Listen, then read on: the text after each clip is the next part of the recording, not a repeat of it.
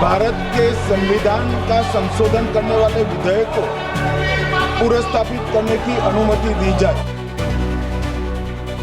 जम्मू कश्मीर पुनर्गठन अधिनियम 2019 का संशोधन करने वाले विधेयक को पुनर्स्थापित करने की अनुमति दी जाए।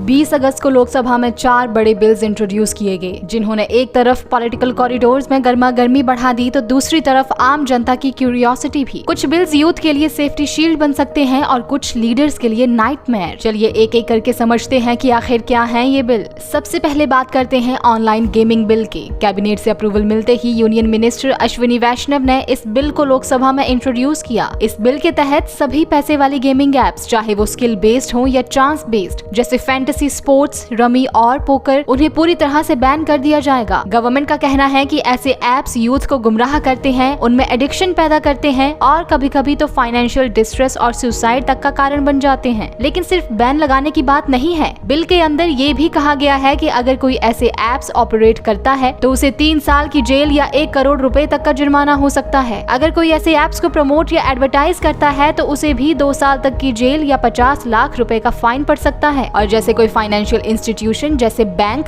इन इलीगल गेमिंग एप्स के ट्रांजैक्शन में शामिल पाया जाता है तो उन पर भी 1 करोड़ रुपए का जुर्माना या 3 साल तक की जेल हो सकती है। और अगर ये ऑफेंसेस दोबारा दोहराए गए तो सजा और भी सख्त हो सकती है। मगर इस बिल का एक पॉजिटिव साइड भी है। बिल के तहत कुछ सोशल, एजुकेशनल, कल्चरल और skill development based gaming apps को प्रमोट किया जाएगा, जैसे ई स्पोर्ट्स, जो यूथ को सेफ और हेल्दी कंपटीशन की तरफ ले जाते हैं। अब बात करते हैं एक ऐसे बिल की जो सच में रेवोल्यूशनरी माना जा रहा है। इस बिल को होम मिनिस्टर अमित शाह ने लोकसभा में इंट्रोड्यूस किया। बिल का कहना है कि अगर कोई चीफ मिनिस्टर या प्राइम मिनिस्टर किसी भी क्रिमिनल या करप्शन चार्ज में 30 दिन तक कस्टडी में रहता है तो उसे 31वें दिन अपना पद छोड़ना होगा। सोचिए, जो लीडर्स पहले कुर्सी के सहारे अपने केसेस दबा देते थे, उनके लिए अब ये एक नाइटमेयर बन जाएगा। ये बिल एक स्ट्रॉन्ग मैसेज देता है कि कुर्सी चाहे किसी भी लेवल की हो, कानून उससे ऊपर है। इसके अलावा एक और बिल पेश हुआ, government of union territories amendment bill 2025, जिसका फोकस मेनली गवर्नेंस रिफॉर्म्स पर है ताकि यूनियन टेरिटरीज में एडमिनिस्ट्रेशन और स्मूथ हो सके। और फाइनली बात करते हैं Jammu Kashmir reorganisation amendment bill 2025 की। ये 2019 के जम्मू कश्मीर रीऑर्गेनाइजेशन एक्ट के सेक्शन 54 को अमेंड करने की पेशकश है। इसके मुताबिक अगर जम्मू कश्मीर का कोई मिनिस्टर या खुद चीफ मिनिस्टर किसी सीरियस क्रिमिनल चार्ज के तहत डिटेन होता है तो उसे अपने पद से तुरंत हटा दिया जाएगा। मतलब करप्शन और क्रिमिनल चार्जेस के अगेंस्ट अब कोई भी कुर्सी की शील्ड काम नहीं करेगी। तो दोस्तों, ये थे 4 इंपॉर्टेंट बिल्स जो 20 अगस्त को लोकसभा में इंट्रोड्यूस किए गए। एक तरफ ऑनलाइन गेमिंग बिल यूथ को सेफ डिजिटल स्पेस देने की कोशिश करता है तो दूसरी तरफ 130th अमेंडमेंट और JNK अमेंडमेंट बिल्स लीडर्स के लिए अकाउंटेबिलिटी का नया दौर शुरू करते हैं। अब सवाल आपसे,